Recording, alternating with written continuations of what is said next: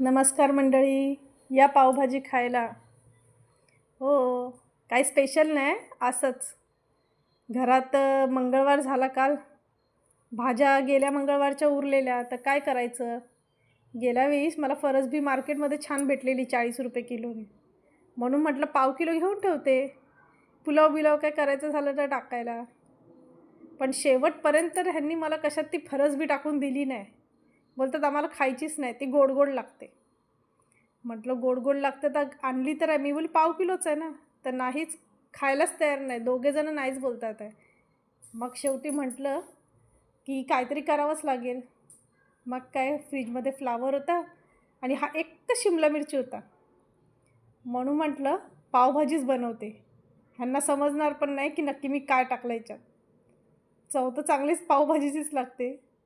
म्हणून मग पावभाजीचंच ठरवलं आणि भाज्यांमध्ये माहीत पण नाही पडलं कोणाला काय. माझा मटर पण चांगला 2 महिने राहिला फ्रीजरमध्ये. काल पण घेऊन आलो आहे, ते पण ठेवायचा स्टोअर करून. आता पुढे काय मटर भेटायचं ना आपला. मग काय, कांदे घेतले, लसूण, अद्रक, मस्त ओलं वाटण करून घेतलं पिसून आणि ते एका साईडला भाजायला ठेवलं आणि घेतली आपली स्मॅश करायला. म्हटलं आपण तर हाताने स्मॅश करतो, पण काय-काय जणांना आहे ना, ते स्मॅश करायलाच कंटाळा येतो म्हणून पावभाजी करायला नाही मागतात.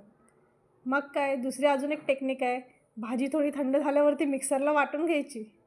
एक-एक फिरवलं ना, तर मस्त बारीक होते. एकदम बारीक पण नाही करायची. मग काय मी तर एकाच टाईमला वाटलं आणि आपलं मस्तपैकी भाजी आपली स्मॅश करून झाली. फोडणीला टाकली आणि वरतून रेग्युलर यायचा आपला पावभाजी मसाला. हा पावभाजी मसाला असा छान असतो, पण आहे ना कधी-कधी जास्त खाल्ल्यावरती गळायला ना जळतो.